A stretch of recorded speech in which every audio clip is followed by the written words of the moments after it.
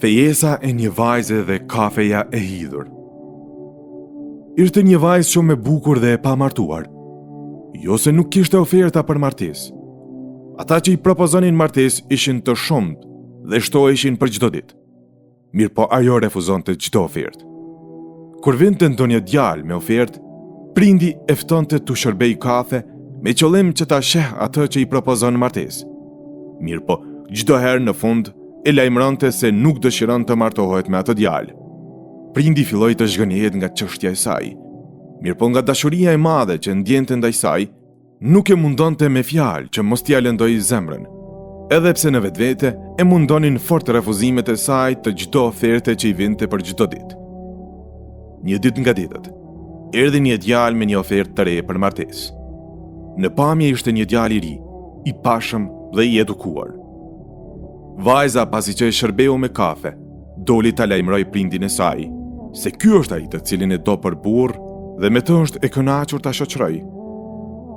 Këtë herë prindi i saj nuk mundi ta fshehë gëzimin e tij dhe i tha: "Bija ime, më njofto se çka vërejtet e ky djalë, kurse të tjerët nuk e vrejte. Ty të erdhën oferta nga më të pasur dhe me më pozitë se ky dhe të gjithë i refuzove." Vajza, të cilës Allahu i kishte pas dhënë bukuri dhe mençuri, ju përgjigj: "O prindim, kur kërkoje nga unë që të shërbej kafe me qëllim që të më sheh djali që ka ardhur të ma kërkoj dorën, unë i shërbeja kafe të hidhur, pa sheqer. Ai në ato momente i mbante syt tek unë, i mahnitur nga bukuria ime. Por kur e shijonte kafeën e hidhur, e largonte shikimin nga unë. Harronte prezencën time dhe nuk më shikonte më. Kur e fillonte bisedën, fliste për pasurinë dhe për pozitën e tij në mesin e njerëzve. Kurse ky djalë kur e piu kafen, edhe pse ishte e hidhur, vazhdoi të më shikoj. Buzëqeshi me mua dhe e piu deri në fund.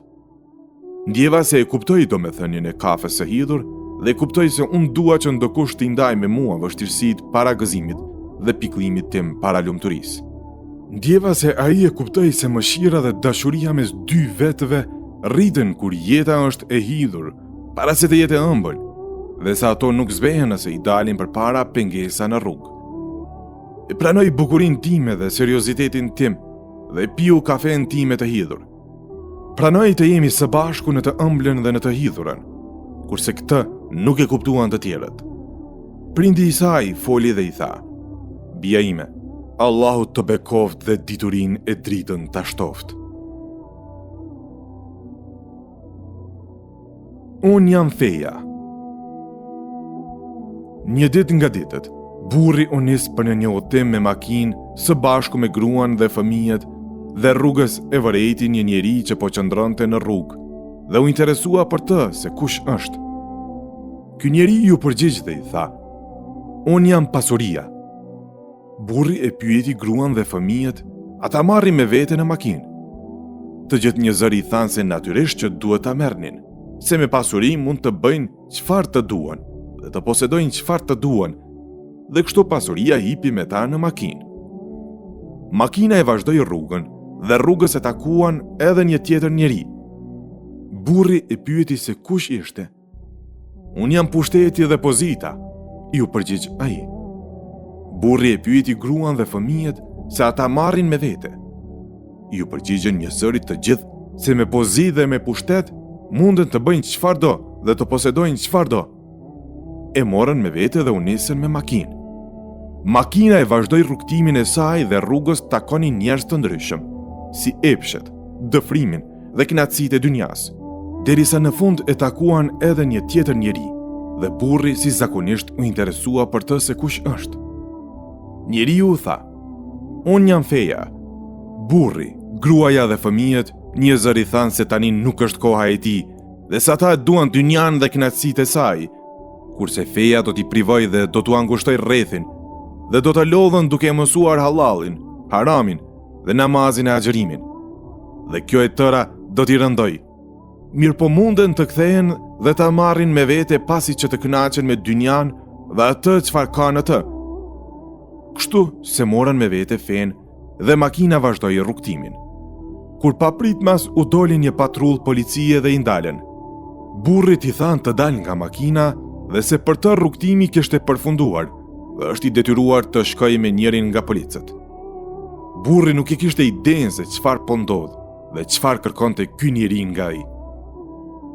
Policia ju drejtua dhe i tha: "Unë po e kërkoj fen. Ku është? A është me ty feja?" Burri i a ktheu: "Jo, nuk është me mua. E lash në rrugë dhe nuk është larg nga këtu. Mundem të shkoj e ta marr." "Jo, nuk mundesh më. Për ty udhëtimi ka përfunduar", i a ktheu polici. "Mirë, po me mua në makinë është pasuria, pozita, pushteti dhe gruaja e fëmijët", shtoi njeriu. Polici i tha: "Ata nuk të bëjnë më dobi tek Allahu dhe të gjitha do t'i braktisësh. Dhe ajo që do të bënte dobi ishte feja, po ti nuk e more me vete." "Po kush je ti?" e pyeti burri. "Unë jam vdekja, nga e cila ishe i shkujdesur dhe nuk e llogarite fare." Burri filloi ta shikoj makinën dhe vërejti se në vend të tij, gruaja e drejtonte makinën, edhe me të ishin fëmijët, pasuria, pushteti, dhe asnjëri nuk ishte zbritur me të. Allahu thot: "Çdo shpirt do ta shijojë vdekjen. Shpërblimet do t'u plotësohen vetëm në ditën e Kiametit. Kushdo që shpëton nga zjarri i xhehenemit dhe hyn në xhennet, ai ka fituar, ndërsa jeta e kësaj bote është vetëm kënaqësi mashtruese."